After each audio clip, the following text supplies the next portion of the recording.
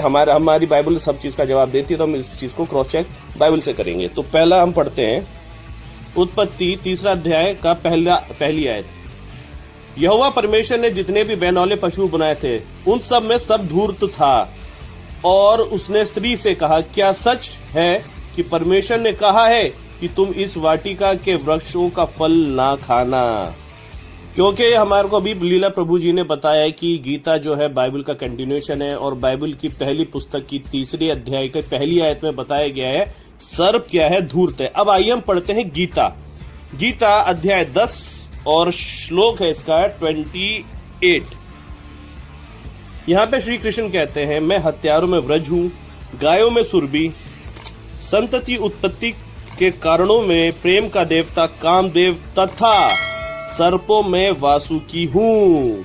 क्या आप लोगों ने गौर किया? क्या बता रहे हैं श्री कृष्ण?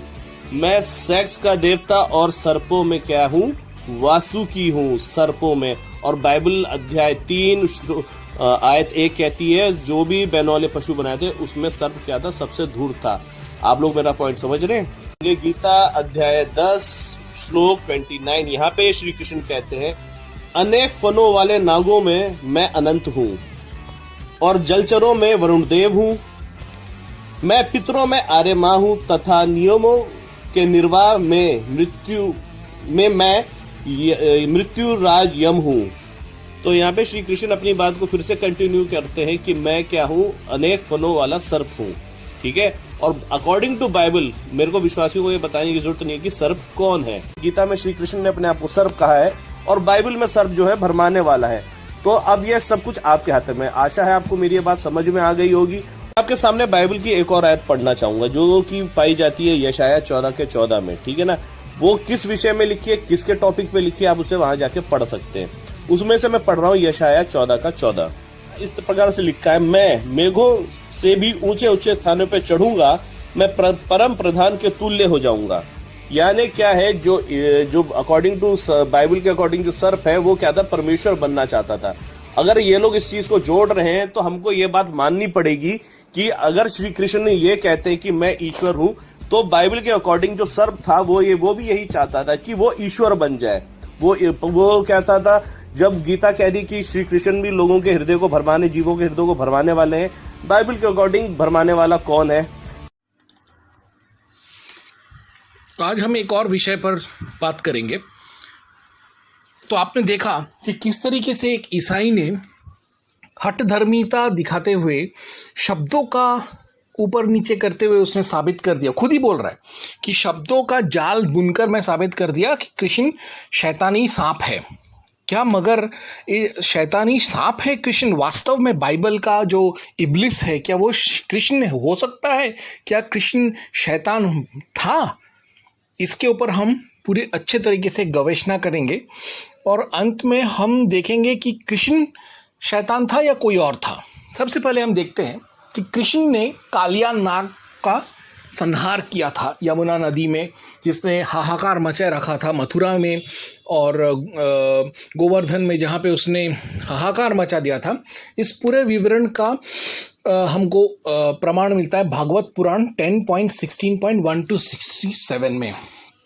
तो अगर कृष्ण अगर सांप होता तो वो अपने ही प्रजाति के एक सर्प का ध्वंस क्यों करता? तो हम देख रहे हैं कि एक सांप था कालिया नाग जो बुरा था, जिसे कृष्ण ने मार दिया। तो क्या सारे सर्प वैसे होते? नहीं। अफगानों में कहावत है 5 fingers are brothers but not equals, यानी हमारे हाथ के ही, एक ही हाथ के 5 उंगली बराबर नहीं होते। हर एक उंगली का अपना अपना काम होता है, हर एक उंगली का शक्ति, हर एक उंगली का स्थिति परिस्थिति, और हर एक उंगली में एक अलग ही खासियत होता है, एक अलग ही फंक्शन होता है। हर एक उंगली एक ही हाथ का अलग अलग आकार और अलग अलग ऊंचाई मोटाई का होता है। ठीक वैसे ही सर्प जगत में या सांपों की दुनिया में सारे सांप एक से नहीं होते। हम भी जानते हैं कि कुछ सांप बहुत गुस्सैल होते हैं, कुछ सांपों में जहर होता है, कुछ सांपों में जहर नहीं होता। तो सारे ऑर्डिनरी या सामान्य सांप भी सबको हम एक ही तराजू में तोल नहीं सकते। ठीक वैसे ही हम किसी शैतानी सांप को वासुकी देवता से और वासुकी देवता से किसी शैतानी सांप से जोड़ नहीं सकते। वासुकी देवता के बारे में अगर हम थोड़ा सा विश्लेषण करें तो हम देखते हैं कि उनका एक रूप जो है वो अनंत शेषनाग है और वो उस पर विष्णु नारायण शैया पर है। और उनका ही एक और रूप था जो समुद्र मंथन में वासुकी ने मदद किया था देवताओं का। और उनका एक और रूप है जो नागराज के रूप में भगवान शंकर महादेव भोलेनाथ के गले में हमेशा वो लगा हुआ रहता है। तो अब हम जानते हैं कि भगवत गीता में ऐसा 14.2 में ऐसा लिखा है, इदं ज्ञानमुपाश्रित्य मम साधर्म्य मागता सर्गेपि नोपजायन्ते प्रलय न व्यथन्ति च। यानी इसमें कहा गया है कि जो कृष्ण भक्त होता है या जिसने कृष्ण को जान लिया, परम पद को जान लिया, उस ज्ञान योग को समझ लिया, वो ईश्वर में मिल जाता है, वो मोक्ष प्राप्त कर लेता है, निर्वाण प्राप्त कर लेता है, मुक्ति प्राप्त कर लेता है, सुख प्राप्त कर लेता है और वो जीवन मरण के चक्रव्यूह से निकल जाता है और वो कभी दोबारा जन्म नहीं लेता। अंग्रेजी में इसी को बोलते हैं, those who take refuge in the wisdom will be united with me, they will not be reborn at the time of dissolution and they have totally got salvation. तो हम देखते हैं कि महादेव और विष्णु के सानिध्य की वजह से वासुकीनाथ 100% सात्विक थे, 150% वो सात्विक थे, उनमें कोई नकारात्मकता नहीं था, उनमें कोई पाप नहीं था, हो ही नहीं सकता क्योंकि वो महादेव और विष्णु के सानिध्य में है, उनमें महादेव और विष्णु का ज्ञान है। इसीलिए कृष्ण उत्साह के साथ कहते हैं कि सारे सर्पों में, वो सब सर्प नहीं है, सिर्फ सारे सर्पों में वासुकी और अनंत शेषनाग है। वो कहते हैं भगवत गीता 10.28 में, आयुधानामहं वज्रं धेनुनामस्मि कामधुक् प्रजनश्चास्मि कंदर्भ सर्पाणामस्मि वासुकी। इसका अर्थ ये होता है कि हथियारों में मैं वज्र हूं, सारे गांव में मैं कामधेनु हूं, काम में मैं कंदर्प या कामदेव हूं और सारे सर्पों में मैं वासुकी हूं। कृष्ण अपने सर्प जगत के साथ जो उनका ताना बाना है उसको वो एक और श्लोक में भी बोलते हैं। खैर मैं आपको ये वाला हिंदी में जो अभी मैंने बोला वो अंग्रेजी में सुनाता हूँ। Of weapons I am the thunderbolt, of the cows I am Kamadhenu the wish fulfilling cow, for procreation I am Kamadeva the god of love, and of the serpents I am Vasuki. शस्त्रों में वज्र और गायों में मैं कामधेनु, सभी इच्छाओं को पूर्ण करने वाली गाय हूँ। प्रजनन करने वालों में प्रेम का देवता कामदेव तथा सर्पों में मैं वासुकी हूँ। तो मैंने जो मैंने अर्थ बताया वो बिल्कुल सही था। अब हम दूसरा एक श्लोक देखेंगे भगवत गीता का जिसमें कृष्ण वापस से अपने आप को सर्पों के साथ जोड़ते हैं। देखिए भगवत गीता 10.29, अनंत नाश्चास्मि नागानां वरुणो यादसामहं पितॄणामर्यमा चास्मि यमः संयमतामहम्। इसमें वापस वो अपने आप को कई दूसरे पारलौकिक जीवों के साथ खुद को जोड़ते हैं, सामंजस्य बनाते हैं। जैसे वरुण हो गया, अनंत शेषनाग हो गया, पितृ हो गया, आर्यमा हो गया, इत्यादि इत्यादि, यम हो गए। तो हम देखते हैं कि घूम फिर कर कृष्ण का एक बहुत गाढ़ा रिश्ता है सर्पों के साथ। इसीलिए वो कहते हैं, नागों में मैं अनंत हूँ, समस्त जलचरों में मैं उनका अधिपति देवता वरुण, पितरों में अर्यमा और नियंत्रकों में मैं मृत्युराज मृत्युंजय यम हूँ। Of the Nagas I am Anant, that is Sheshnag. Of the dwellers in water I am Varun, the water god. Of the departed ancestors I am Aryama, and of all the regulators I am Yam, the lord of death. तो हम देखते हैं कि कृष्ण ने जब अपने आप को वासुकी नाथ या अनंत शेषनाग से तुलना किया और कहा कि मैं वासुकी भी हूं और अनंत शेषनाग भी हूं, तो उसका एक सकारात्मक सात्विक अर्थ है, उसका कोई नकारात्मक पापी अर्थ नहीं है। इसीलिए ये कहना कि कृष्ण जो थे वो नकारात्मक हो गए क्योंकि उन्होंने अपने आप को सर्प कहा, ये ईसाइयों का बेवकूफ़ी है, ये ईसाइयों का गवर्गंड बुद्धि है और कुछ नहीं। अभी हम एक और देखेंगे आगे कि कैसे जेहोवा जो है, यानी ईसाइयों का देवता जेहोवा और जीसू एक ही हैं, 2 in 1 है, वो खुद नागों की पूजा करवाता है। अभी हम देखेंगे। अभी हम देखते हैं कि जहाँ जेहोवा सांपों पर इतना क्रोधित होता है, उनको गाली देता है, वहीं पर एक बार जेहोवा यहूदियों को उनके गुनाहों के लिए उन पर जन्नत से सांपें बरसाता है। अचानक उनके पूरे क्षेत्र में जगह जगह से सब सांप निकलने लगते हैं और लोग फटाफट लोगों को ये इनके इन प्रकार काट रहे हैं, यहाँ वहाँ काट रहे हैं, लोग मर रहे हैं। तब यहूदी लोग जो हैं वो यीशु के भक्त मूसा को बोलते हैं कि तुम हमारे लिए इबादत करो और कुछ रास्ता निकालो।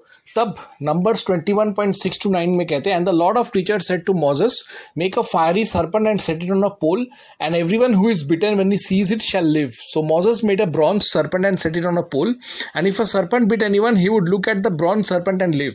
यहोवा ने मूसा से कहा कि तू अगर अपने लोगों को बचाना चाहता है मेरे सांप के प्रकोप से, तो एक कांसे का सांप बना और उसको एक खंबे पर उसको फिट कर, और जो भी लोग वहाँ जाएंगे उसको देखेंगे, उसकी इबादत करेंगे और उसको छुएंगे चूमेंगे और वो सांप के जहर से बच जाएगा, सांप के काटने से वो बच जाएगा। उसको कोई सांप काटेगा नहीं, अगर काटा रहेगा तो वो बच जाएगा, मरेगा नहीं और उधर तकलीफ भी चला जाएगा।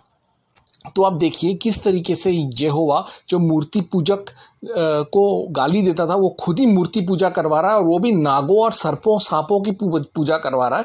आप जानते हैं कि मिस्र हो, अफ्रीका हो, लैटिन अमेरिका हो, नॉर्थ अमेरिका हो, यूरोप हो, भारत हो, हिंदुस्तान हो, हमारे भारत में तो है ही नाग देवता कुंडलिनी देवी, और दूसरे सारे पगन विश्व में सांपों की, नागों की, अजगर की पूजा होता था। वहीं से इस जेहोवा के बच्चे ने सांप की पूजा का इसने तिकड़म भिड़ाया और मूसा को बोला कि खंबे पर, सूली पर कांसे या पीतल का सांप रख और उसकी इबादत करा। तो अभी क्या ये ईसाई वाले कहेंगे कि नहीं नहीं, ये ओल्ड टेस्टामेंट में ये चुतियापा था, ये अपभ्रंश है, ये इंटरपोलेशन है? नहीं, ये जेहोवा ने खुद बोला है। और जेहोवा जो कम अकल वाला था, वो इसीलिए मैं आपको बोलता हूँ क्योंकि जेहोवा ने उस जो प्रकरण यानी कांसे के सांप को खंबे पे रखने का जो वो जो पर्टिकुलर जो मूर्ति था या प्रकरण था, उसको नाम भी तो दिया, संस्कृत नाम, उसको नाम दिया नेहुस्तान, जो 2 किंग्स 18.4 में तालमुदिक या यहूदी हिब्रू बाइबल में है। अब ये नेहुस्तान नाम कहाँ से आया? नेहुस्तान को आप तोड़ के देखिए, नेहुस्तान, नहुष नाम का एक राजा था जो पांडवों का पूर्वज था। उसने पाप किया था तो उसको स्वर्ग से निकाल दिया गया था, स्वर्ग के सिंहासन से गिरा दिया गया था और उसको 10 साल या कई सालों तक उसको अजगर बन के रहना पड़ा था। जब तप वप किया तो ठीक हो गया।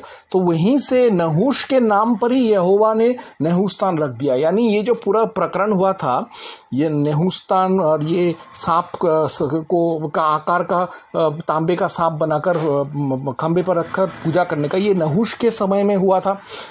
और कुछ लोग तो ये भी कहते हैं वो जो जिस सूली पर नहुष को रखा गया था, उसी सूली पर, वैसे ही डिजाइन के सूली पर बाद में जीसस को भी लगाया गया था। तो मुझे तो ऐसा लगता है कि वो जीसस का बेटा, जीसस यानी यहोवा का बेटा और सांप के बीच में एक रिलेशन है। क्या रिलेशन हम लोग देखेंगे।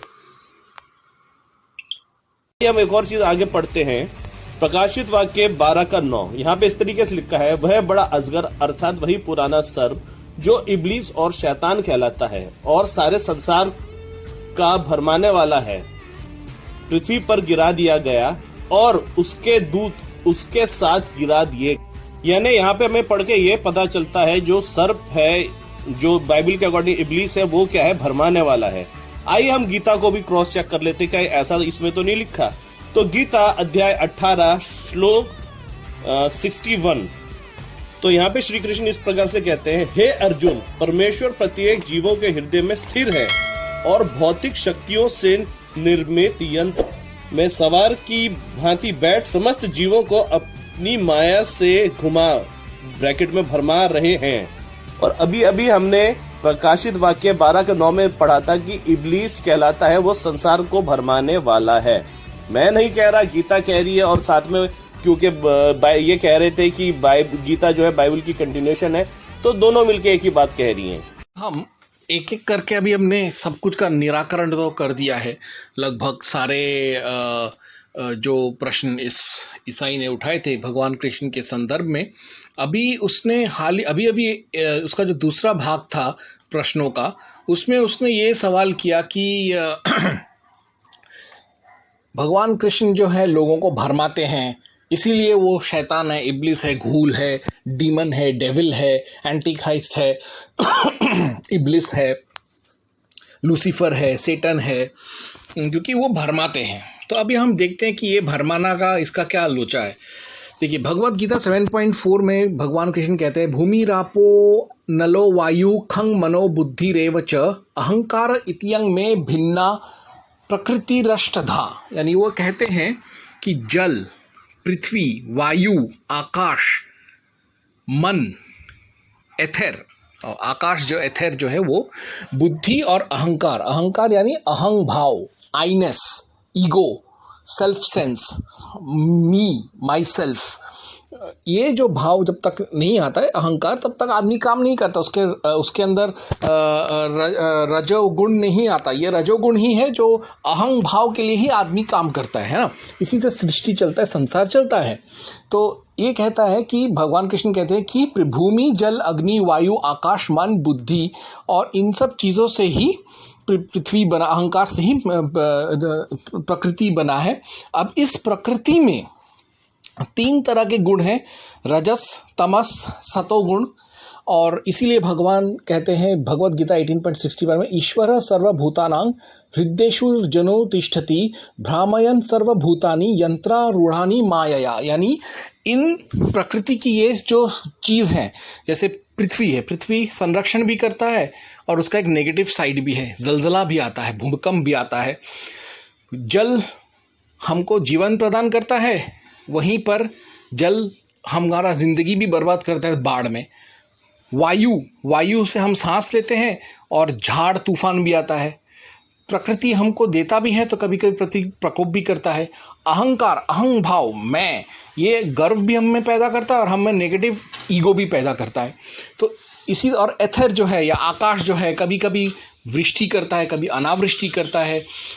अंतरिक्ष कभी कभी हमारे लिए भला भी करता है और कहीं कहीं पे उल्कापात भी होता है। इसीलिए अर्जुन कहता है, अर्जुन को बोलते हैं कि हे अर्जुन, परमेश्वर प्रत्येक जीव के हृदय में स्थित हैं और भौतिक शक्ति से निर्मित यंत्र में सवार की भांति बैठे समस्त जीवों को अपनी माया से घुमा भरमा रहे हैं। ये कहा है भगवत गीता में 18.61 में। इसका भरमा रहे का मतलब ये हुआ कि प्रकृति के हर चीज में पॉजिटिव और नेगेटिव दोनों ही है, धनात्मक ऋणात्मक शक्ति दोनों ही है। कुछ देता है प्रकृति तो वो लेती भी है। तो हमको ये जो प्रकृति का जो नेगेटिव साइड है, प्रकृति का जो ऋणात्मक या उसका जो नकारात्मक दृष्टिकोण है, जो उसका जो रूप है, उसको भी जानना है और उसका पॉजिटिव साइड को भी जानना है। उसके बाद पॉजिटिव साइड पर फोकस करके सत्व गुण हम में अपने अंदर लाना है, तभी हम भगवान में लीन हो सकते हैं। इसलिए भगवत गीता 14.26 में कहते हैं, मांग च यो व्यभिचारेण भक्ति योगेन सेवते स गुणान समतित्ययन ब्रह्म भूयाय कल्पते। 14.26 में वो ये कहते हैं कि जो भक्ति योग के जरिए सत्व गुणों को अपने अंदर लाता है, तो ये जो तीनों गुण हैं, उन तीनों गुणों के ऊपर वो विजय प्राप्त कर लेता है। प्रकृति का सिर्फ पॉजिटिव साइड उसके लिए काम में आता है, नेगेटिव साइड काम में नहीं आता, और नेगेटिव साइड से बचता हुआ प्रकृति में अच्छे से रह सकता है। और यही सारांश है, क्योंकि हिंदू का जीवन जो है एक युद्ध है, प्रत्येक क्षण अपने आप में एक विश्व युद्ध जैसा है। और ये जीवन हमारे लिए, शरीर हमारे लिए रणभूमि है। और इस रणभूमि का में हमारा भूमिका ये है कि हम रजस, सत्व, तमोगुण और नकारात्मकता से बचें, और योग के जरिए हम पृथ्वी, जल, वायु, आकाश, अहंकार का जो पॉजिटिव साइड है उसको हम ले, और क्रोध, मद, काम, भय, लोभ, मोह, अधर्म, इनके खिलाफ हम उठ खड़े हों, लड़ें और इनको मुंह तोड़ जवाब दें।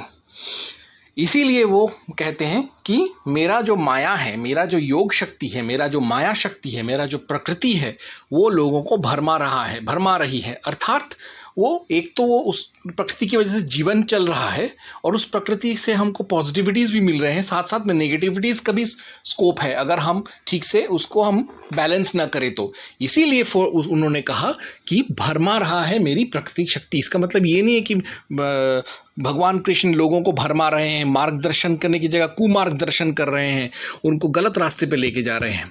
इसीलिए भगवत गीता में 14.26 में उन्होंने कहा कि those who serve me with unalloyed devotion rise above the 3 modes of material nature and come to the level of ब्रह्मण।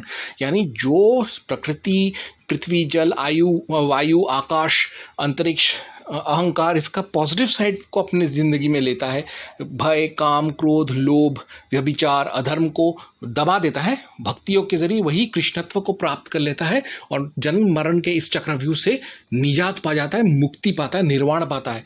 यही अर्थ है कृष्ण का प्रकृति, उनकी माया के जरिए लोगों को घुमाना, भ्रमण कराना और साथ में उनके अंदर पॉजिटिव नेगेटिव दोनों का ऑप्शन देकर उनको उनके अंदर एक द्वंद्व पैदा करना। और हमारा कर्तव्य है कि हम उस द्वंद्व को तोड़कर पॉजिटिव की तरफ जाए और भगवान की तरफ जाए।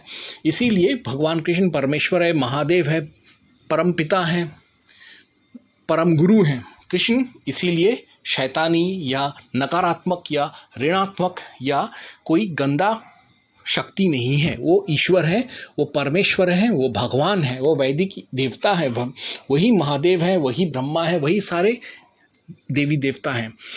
तो अभी ये तो प्रमाणित हो गया कि ये भ्रमर का क्या अर्थ है। एक्चुअली में जीसस क्राइस्ट उर्फ जेहोवा वही है जो शैतान है, वही है जो 666 है। यहाँ पर एक छोटा सा एक एग्जांपल दिया मैंने 666 का। यहूदी लोग क्यों कहते हैं 666 का, उसका नाम का सिंबॉलिज्म से। पूरे बाइबल में आप देखेंगे कि जीसस का एक ऑल्टर ईगो है, वो है शैतान, और शैतान का एक ऑल्टर ईगो है, वो है Jesus. Jesus is equal to शैतान एंड शैतान इज इक्वल टू जीसस। क्यों? इसका प्रमाण मैं आपको बाइबल में से दूंगा, मैं अपने मनगढ़ंत बातों से नहीं दूंगा। ईवल इन द बाइबल करके एक किताब है जिसमें बाइबल के सब गंदे चीज़ों को उजागर किया है लेखक ने, मैं उसमें से ही कुछ प्रमाण लूंगा। इस संदर्भ में जो सटीक बैठता है उसका ही मैं प्रमाण लूंगा, बाकी सबका नहीं लूंगा। अभी आप देखिए आइज़िया 14:12 में लूसीफर या शैतान को कहा जाता है कि how have you fallen from heaven O star of the morning, son of the dawn, you have been cut down through the earth, you who have weakened the nations. इसमें कहा गया है कि जो लूसीफर है या सेटन है, एंटी क्राइस्ट है, 666 है, या जो शैतान है या इब्लिस है, उसको मॉर्निंग स्टार कहा गया है, यानी भोर का तारा कहा गया है, भोर का तारा कहा गया। इस बात पर ध्यान दीजिएगा। और आगे चलकर हम देखेंगे कि यीशु जो है वो प्रकाशित वाक्य रिविलेशन 22.16 में कहता है कि मैं भोर का तारा हूं, आई am the bright morning star. आप अभी समझ रहे हैं वो, यानी रिविलेशन 22.16 में वो अप्रत्यक्ष रूप से यीशु कह रहा है कि मैं लूसीफर हूं। अभी याद आया आपको कि जो नहुष स्थान को जो जिस सूली पर चढ़ाया गया था, ठीक उसको वही सूली का डिजाइन था जिस सूली में बाद में जीसस को क्रूसीफाई किया गया था, क्योंकि यहोवा को मालूम था कि आने वाले दिनों में उसका अवतार जो है वैसा ही एक सूली में लटकने वाला है। ठीक वैसा ही सूली उसके 1000 साल पहले बनवाकर उस पर नहुष्तान को टंगाया गया। ये एक अप्रत्यक्ष रूप से वो कहना चाहता था कि सांप ही यीशु है और यीशु ही सांप है। इसीलिए यीशु अपने आप खुद को प्रकाशित वाक्य में कहता है कि मैं ही भोर का तारा हूं, मैं ही मॉर्निंग स्टार हूं। यानी अप्रत्यक्ष रूप से वो कबूल कर रहा है कि वही एंटी क्राइस्ट है, क्राइस्ट भी वही है, लूसीफर भी वही है, सेंट भी वही है, शैतान भी वही है। और आगे देखिए, यीशु जो है वो इविल डेड है, वो इस वचन से मालूमात हमको मिलता है। देखिए आइज़िया 45.7, आई form the light and create darkness, I make peace and create evil, I the Lord do all these things. यानी यशायाह 45.7 में यीशु उर्फ यहोवा कहता है कि मैं ही शांति बनाता हूँ, मैं ही अशांति बनाता हूँ, मैं ही दिन बनाता हूँ, मैं ही रात बनाता हूँ, मैं ही उजाला बनाता हूँ, मैं ही अंधेरा बनाता हूँ। सारे शैतानी चीज़ों को, नकारात्मक शक्तियों को मैंने ही बनाया है। तो क्या कोई ईश्वर अधर्म, तमस, पाप बनाता है? नहीं। वो सिर्फ बता देगा कि ये अधर्म है, ये पाप है, ये तामसिक है, ये तमस है, लेकिन वो बनाएगा नहीं। इसी से मालूम पड़ जाता है कि ये जो यीशु है वही शैतान है। इसीलिए उसने चोरी चोरी चुपके चुपके दबी जबान में रिवलेशंस 22.16 में कबूल कर लिया कि वो ही मॉर्निंग स्टार है, लूसीफर है। ईसाई इस चीज़ को, नकारात्मक चीज़ को समझ नहीं पाए। दूसरी बात, इसी वजह से यीशु को या जेहोवा उर्फ जीसस उर्फ जेहोवा को बोला गया है कि वही शैतानी प्रवृत्तियों को बनाता है, वही शैतानियत को बनाता है। इसीलिए नहुशतान को पर लटकाने वाला जो क्रॉस था, वैसा ही क्रॉस यीशु के क्रॉस क्रूसिफिक्शन से पहले ही वैसा ही क्रॉस बनवाया गया, ताकि यीशु इंगित कर सके कि मैं ही सर्प हूँ, मैं ही अजगर हूँ और मैं ही यीशु हूँ। और यही यीशु जो है सबसे बड़ा धोखेबाज है, सबसे बड़ा लोगों का मन को भ्रमित करने वाला है। उधर आप बोल रहे थे, ईसाई कह रहे थे कि भगवान कृष्ण भ्रमराते हैं लोगों को। नहीं, वो तो मैंने आपको समझा दिया कि भगवान कृष्ण भ्रम में नहीं डालते, एक्चुअली यीशु भ्रम में डालता है। और ये सटीक तौर पे बाइबल खुद कहता है। देखिए, पहले हमने देखा कि यीशु शैतान को बनाता है, नकारात्मकता बनाता है। अब एक और उदाहरण देखेंगे जहां पर यीशु उर्फ जेहोवा खुद शैतान को कॉन्ज्योर करता है, डीमन को समन करता है, यानी तंत्र मंत्र यंत्र के जरिए राक्षसी आसुरी दानवी शक्तियों को वो बुलाता है अपने पास और उनसे काम करवाता है। ये देखिए 2 Chronicles 18.21, I will go and be a deceiving spirit in the mouth of all his prophets, he said. You will succeed in enticing him, said the Lord the King. Good, go and do it. एक बार यीशु उर्फ जेहोवा का किसी हिंदू, असीरियाई, आर्यन राजा और कुछ दूसरे लोगों के साथ दुश्मनी हो गया था। तो उनमें से एक राजा को वो हरा नहीं पा रहा था। वो राजा यीशु उर्फ जेहोवा का बराबर गांड मार रहा था। इसलिए यीशु उर्फ जेहोवा ने क्या किया, उसने एक प्रेत को बुलाया, एक घूल को बुलाया और उसको बोला कि तू जा और उसके अंदर घुस, उसके नबियों के अंदर घुस और उन सब के मुंह से झूठ बुलवा, झूठा प्लान बुलवा, गलत प्लान बुलवा, झूठा भविष्यवाणी करवा, ताकि मैं युद्ध जीत जाऊं और वो भ्रमित हो जाए और मैं उनको आराम से मार दूं। तो देख रहे हैं, यीशु उर्फ जेहोवा खुद तो कोई कुछ काम कर नहीं पाता, इसलिए उसको आसुरी साधना करके आसुरी शक्तियों को बुलाकर उनसे काम करवाना पड़ता है। ये कभी कोई भगवान कृष्ण या कोई महादेव शंकर नहीं करते थे, ये कोई काली या भैरवी या भैरव नहीं करता था, ये यीशु ही करता था, यीशु उर्फ जेहोवा। आगे देखिए, यीशु और उर्फ जेहोवा एक ऐसा काम करता है और हम जानते हैं कि इंसान का फितरत उसके कर्म से मालूम पड़ता है, उसका वजूद उसके कर्म से मालूम पड़ता है। नाहुम 3.4-5 में यीशु उर्फ जेहोवा कहता है, all because of the wanton lust of a prostitute, alluring the mistress of sorceries, who enslaved nations by prostitution and peoples by witchcraft. Behold, I am against you, declares the Lord of hosts. I will lift your skirts over your face. I will show your nakedness to the nations and your shame to the kingdoms. यहाँ यीशु उर्फ जेहोवा कहता है कि कुछ औरतें जो थी वो लोग छिनाला कर रही थी, इसलिए उनके व्यभिचार की वजह से, व्यभिचार से उनको निकालने की बजाय उनको और भी व्यभिचार में घुसाने के लिए, उनको और भी तिरस्कृत करने के लिए उनके पेटीकोट, उनका साड़ी, उनका घाघरा, उनका स्कर्ट उठाकर उनके योनि, उनका जो पिछवाड़ा है या उनका नितंब है और उनका जो योनि स्थान है, उसको पूरे दुनिया के सामने उनका नंगापन दिखाएगा, उनके सारे कपड़े उतार के पूरे विश्व में घुमाएगा, पूरे विश्व के सारे लोगों को दिखाएगा कि ये ऐसी नंगी औरतें हैं। कृष्ण ने महाभारत में जब उसका पक्ष यानी पांडव हार रहे थे, एक एक करके कई पांडव के लोग मर रहे थे, अभिमन्यु मारा गया था, अश्वत्थामा ने पांडवों के सारे बच्चों को भी मार डाला था, फिर भी कृष्ण ने कभी भी बच्चे, बच्ची, बूढ़ा, बूढ़ी, नागरिक या कमज़ोर, क्लीब यानी हिजड़े या जो लोग लड़ाई नहीं कर रहे हैं, जिनके हथियार चले गए हैं, या औरतों को लूटने का, मारने का, गाली देने का, उनको बलात्कार करने का नियम नहीं बनाया। द्वारका पर जब हमला किया जरासंध ने, तब भी उसने उसके नागरिकों पर कभी हमला नहीं किया। वो हमेशा धर्म युद्ध के मार्ग पर ही चलकर शत्रुओं को मुंह तोड़ जवाब देता था। मगर ईसाई खुदा के लिए बलात्कार, सामूहिक बलात्कार, सेक्सुअल स्लेवरी, डकैती, लूटमार, आगजनी और डराना धमकाना, अपहरण और नरसंहार, कत्लेआम, खून, ये सब पगनों और हिंदुओं और काफिरों को डराने का और हराने का रणनीति है। ये देखिए आइज़ाया यशायाह 13:15 to 18, whoever is captured will be thrust through, all who are caught will fall by the sword, their infants will be dashed to pieces before their eyes, their houses will be looted and their wives violated, their bows will strike down the young men, they will have no mercy on infants nor will they look with compassion on children। इसमें वो कहता है कि सारे बुजुर्गों को मार दिया जाएगा, जवानों को तीरों से मार दिया जाएगा, सारे फौजों को तलवारों से काट दिया जाएगा, सारे नागरिकों और प्रजा जो युद्ध नहीं कर रहे हैं उनको भी मार दिया जाएगा, सारे शत्रुओं की औरतों का बलात्कार, सामूहिक बलात्कार किया जाएगा, उनको पकड़कर उनको सेक्सुअल स्लेव्स बनाया जाएगा, उनके बच्चों को मारा जाएगा, उनके बच्चों को गुलाम बनाया जाएगा, उनके बच्चों को कुचला जाएगा, उनके बच्चों और सारे परिवार वालों के अंदर भाला घोंपा जाएगा, उनका घर जलाया जाएगा, उनका घर बाहर लूटा जाएगा। ये है यीशु उर्फ यहोवा ओल्ड टेस्टामेंट में। लेकिन तभी जो है ईसाई एक रणनीति करेंगे, वो कह रहे हैं ये तो ओल्ड टेस्टामेंट का खुदा है, यीशु तो न्यू टेस्टामेंट का खुदा है। सॉरी, तुम्हारे बाइबल में न्यू टेस्टामेंट और ओल्ड टेस्टामेंट दोनों में तुम कहते हो कि यीशु और उसका बाप यहोवा एक ही इंसान है। तो जब एक ही इंसान है यानी ओल्ड टेस्टामेंट का यीशु यहोवा न्यू टेस्टामेंट का यीशु है। और अगर ओल्ड टेस्टामेंट तुम्हारे लिए बकवास है तो तुम लोग ओल्ड टेस्टामेंट को क्यों छापते हो न्यू टेस्टामेंट से पहले बाइबल में?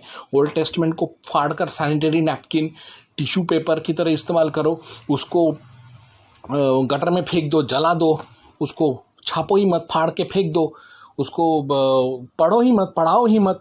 लेकिन तुम लोग क्यों पढ़ते हो? तुम लोग न्यू टेस्टामेंट को साबित करने के लिए ओल्ड टेस्टामेंट का भी फायदा उठाते हैं। और खुद यीशु कहता है जॉन 10:30 में, I and my father and one and the same, यानी वो और उसका बाप यहोवा दोनों एक ही शक्ति है, एक ही इंसान है, एक ही सिक्के के दो पहलू हैं। यानी ओल्ड टेस्टामेंट में जितने भी बलात्कार, नरसंहार, सामूहिक बलात्कार, कत्लेआम, खून, मारपीट, युद्ध, डकैती हुआ है यहोवा के द्वारा, वो दरअसल यीशु ने ही किया है। क्योंकि यीशु जो है न्यू टेस्टामेंट का यीशु वही ओल्ड टेस्टामेंट का यहोवा था। तो ये सारे नकारात्मकता जो है वो दरअसल यीशु उर्फ यहोवा का ही है। और इसी से प्रमाणित होता है कि यीशु ही दुनिया का पहला जिहादी था। वैसे बाइबल में तो बहुत सारे जिहादी वचन हैं। मुझे तो लगता है कि इस्लाम में जो जिहाद है वो दरअसल ईसाइयत के जिहाद से ही पनपा हुआ है। लेकिन यहाँ समय के अनुपलब्धि के कारण कुछ ही संदर्भात्मक जिहादी वचनों जो यीशु ने बोला है उन पर हम गौर फरमाएंगे। अभी आप सबसे पहले देखिए जहाँ पर यीशु एक ऐसा बात बोलता है जो कभी कोई ईश्वर बोल नहीं सकता। भगवान कृष्ण कहते हैं कि जो दूसरे धर्मों को भी मानता है, दूसरे पंथों को भी मारता है, वो अप्रत्यक्ष रूप से मेरी ही इबादत करते, मेरी ही पूजा करते हैं, इसलिए वो भी मेरे लिए प्यारे हैं। लेकिन यीशु कहता है लूक 19:27 लूका में, but as for those enemies of mine who did not want me to reign over them bring them here and slaughter them before me, यानी जो मेरे ईसाइयत को कबूल नहीं करता, मेरे सल्तनत को कबूल नहीं करता, उसको मेरे सामने लाओ और हलाल कर दो। ये है यीशु का इंसानों से प्रेम, ये है यीशु का धर्मनिरपेक्षता। और भी आगे देखिए रिविलेशन प्रकाशित वाक्य 2:23 I will kill her children with death, यानी वो अपने शत्रु के बच्चों को, यानी एक औरत से भी उसकी दुश्मनी हो सकती है तो उसके बच्चों को महामारी से, बीमारियों से मरवा देगा या अपने हाथों से कत्ल कर देगा। फिर रिविलेशन प्रकाशित वाक्य 2:16 को देखिए, repent or else I will come on to thee quickly and will fight against them with the sword of my mouth. ये साले ईसाई कहते हैं कि यीशु अच्छा है और काली के हाथ में खड्ग है, कृष्ण के हाथ में सुदर्शन चक्र है, गदा है। तो तुम्हारे यीशु का तो मुंह में से तलवार आ रहा है, उस तलवार को मुंह में डाल के वो ऐसा पागलों की तरह मुंडी हिला रहा है और बोल रहा है कि मैं सारे हिंदुओं को और पगनों को मार दूंगा। यीशु जो था उसका मेन उद्देश्य था राष्ट्र और समाज का जो सबसे अहम नींव का पत्थर है परिवार, उसमें फूट डालना। देखिए Matthew 10:34-35 not peace but a sword, do not think that I have come to bring peace to the earth, I have not come to bring peace but a sword, for I have come to set a man against his father and a daughter against her mother and a daughter in law against a respected mother in law. यानी इसमें वो ये कह रहा है कि वो परिवार में ही फूट डाल देगा। बाप को बेटे के खिलाफ बेटा, बाप के खिलाफ माँ बहन के खिलाफ, भाई बहन के खिलाफ, बहन भाई के खिलाफ, बहू ससुर के खिलाफ, बहू सास के खिलाफ, सास बहू के खिलाफ, ससुर बहू के खिलाफ, बहू ननद के खिलाफ, ननद बहू के खिलाफ, देवर बहू भाभी के खिलाफ, भाभी देवर के खिलाफ, बेटा माँ के खिलाफ, माँ बेटे के खिलाफ, माँ बेटी के खिलाफ, बेटी माँ के खिलाफ, ऐसे करके पड़ोसी देश, समाज सबके बीच में झगड़ा कराएगा। इसीलिए मैं अंततः यही निष्कर्ष निकालता हूँ कि यीशु ही वो शैतानी सर्प है, यीशु उर्फ यहोवा ही लूसीफर है, घूल है, सेटन है, शैतान है, इब्लिस है, पाप है, महापाप है, महाअधर्म है, धर्म है, वही अधर्म है, वही सबसे बड़ा गुनहगार है, वही सबको भरमाता है। इसीलिए आप लोग यीशु के जो अनुयायी हैं उनसे बच के रहिए। उनका गंदा साया भी अपने ऊपर और अपनों के ऊपर पड़ने मत दीजिए। उनका छाया परछाई भी घर पे ना पड़े आपके। दूर से ही उनको भगा दो, दूर से ही उनको मिटा दो, या फिर उनको तर्क संगत उनको जवाब देकर लज्जित करके वापस भेज दो। मगर ईसाईयत को कभी कबूल मत करो। हम सब हिंदू हैं और हिंदू धर्म ही हमारा रक्षा करेगा।